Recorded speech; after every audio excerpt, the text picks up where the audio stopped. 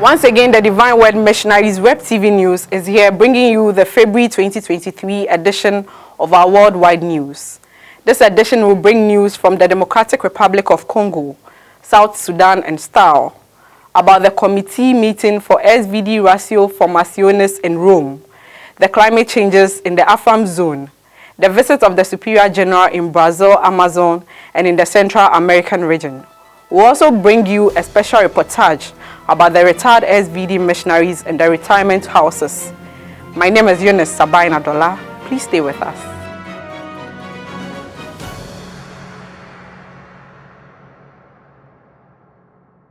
According to the report of the World Health Organization in 2022, more than 55 million people live with dementia worldwide. And there are nearly 10 million new cases every year, and it has become more and more the cause of the death in many African countries, especially in the Democratic Republic of Congo. During a public presentation in the University of Kinshasa, Father Jean Inkaga of the Divine Word Missionaries, neurologist, after his research, gives the causes and the impacts of the Alzheimer's disease in the Democratic Republic of Congo.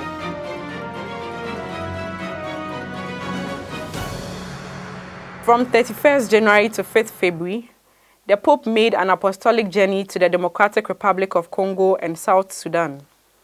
In his many speeches, among other things, the Pontiff invited the populations of these countries to reconciliation and peace. In Southern Sudan, the missionaries of the Divine Word, the Fathers Andrzej Marek, Clementius Rom, and Wojciech, who work with Sudanese immigrants in Uganda, took part in various meetings with the Holy Father.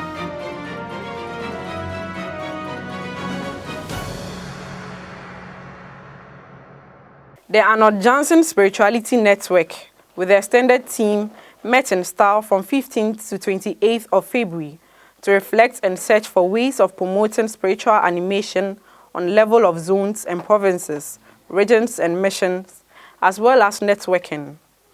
Fathers Denis Manzana and Peter Dusika, interviewed by Father Vaclav, shares about the meeting.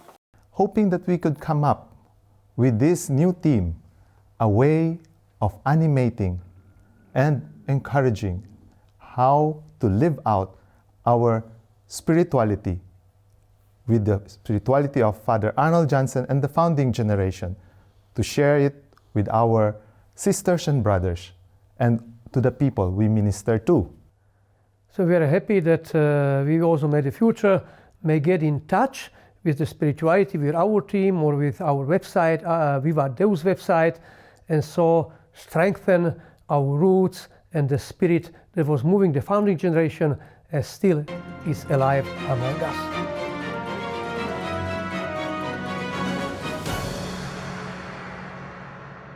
The members of the Committee for SVD Ratio Generalis Formationis met in Rome on January 23rd to February 3rd, 2023, to review all the materials collected during the previous years and elaborate a draft before the final document of the SVD Ratio Formationis.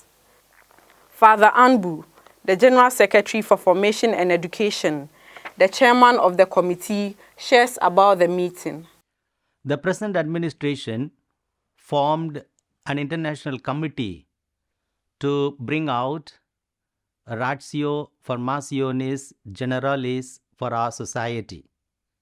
The members of the committee are Hugo from the Afram zone, Peter Claver from Europa zone, Chris from Panama zone, Sherwin and Pio from the Aspak zone, Brother Douglas and myself from the Generalate. In fact, my predecessor, Father Mark Weber, died in the month of December, though he was one of the committee members. We do really miss him. May his soul rest in peace. Now to tell you about the ratio. Why do we need the ratio? With the increasing number of from one zone to another, from one PRM to another PRM, there is a need for consistency in formation, and we also expect a certain level of maturity in our Formandi in the area of personality development, intellectual caliber, as well as absorption into the society's interculturality and internationality. What is ratio? Ratio, in fact, expounds the rationale in guiding principles, in setting goals, means, evaluations, objectives of formation programs. In fact, ratio becomes a guiding document for our formation programs.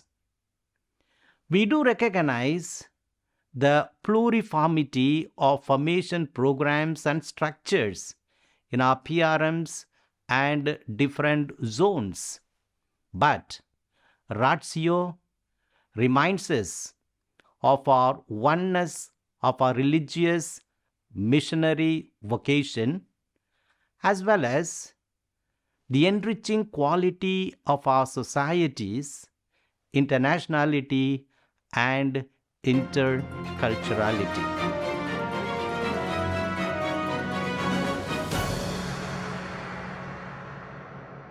Climate change is affecting the world. The effects are real in Africa and may have other tremendous consequences if the right measures and solutions are not taken today.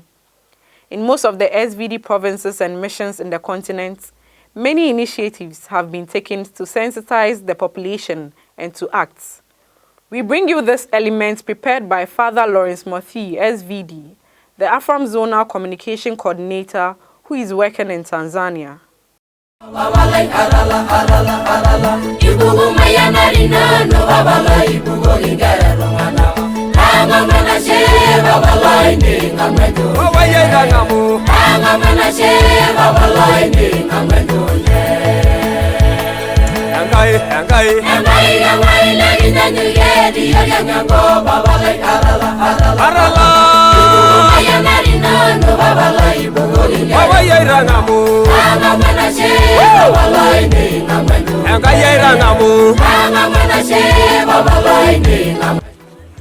It is about climate change.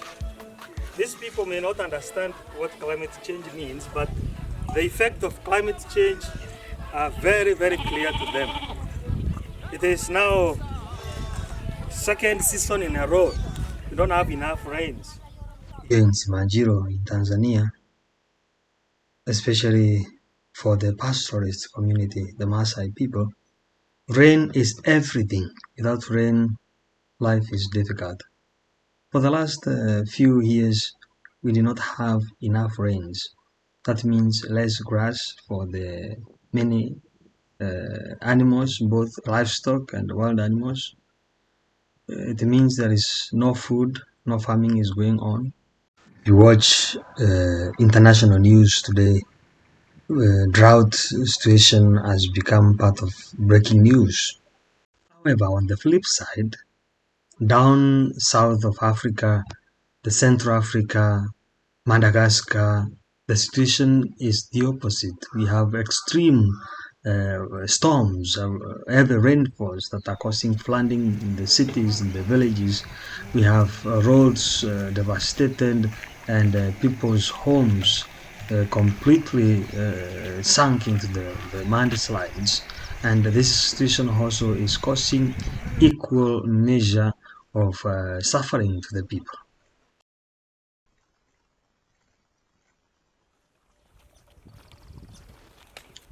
With the collaboration with the different organizations, we are trying to do our best to mitigate the effects of the drought by either sinking deep boreholes where we find water, as well as putting gutters on rooftops to make sure that the little rainfall we get, we harvest every drop of it, so that the people may not have to go very far in search of water. Last night, if this situation continues like this, our people will continue to suffer. This is the effects we are experiencing of climate change as it were, and we hope that things will change. At least we have some trees still growing in this area.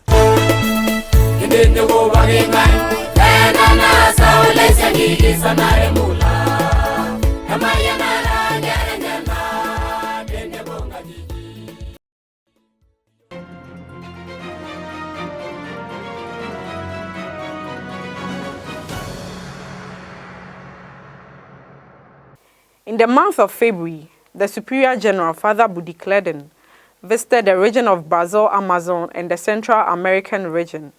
We bring you some images of this visit.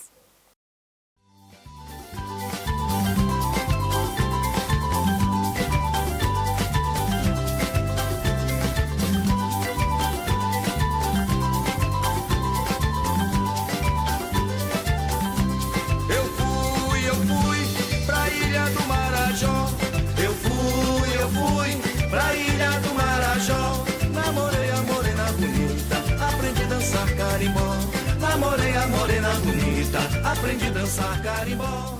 Eu fui.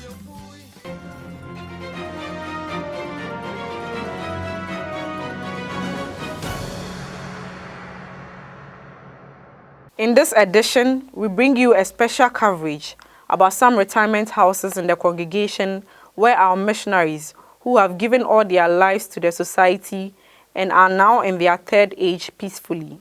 Some of them share their present life. You may follow the full coverage on our YouTube channel. Anna protects the dignity of the elderly, said Pope Francis. In many provinces, regions, and missions, the dignified care of the elderly is considered fundamental for a dignified and happy third age life. Some elderly confreres tell us how they feel in the old people's homes where they live. The relevance of the elderly in the life of the congregation and of the communities is vital. For this reason, they are offered the possibility of continuing their religious and missionary life in a habit of community life, prayer, and fraternity. For some of the retired confreres, the word retirement does not exist in their vocabulary. They prefer to speak of active aging in religious and missionary life. Despite their conditions and advanced age, they continue to offer all kinds of service. Some even provide care or support to others in the nursing home. After so many years of active and integrated life in the mission, it is now time to accompany the mission of the congregation in their daily prayer. Thanks for joining us. We invite you to join us again next month. Please don't forget, subscribe to our YouTube channel.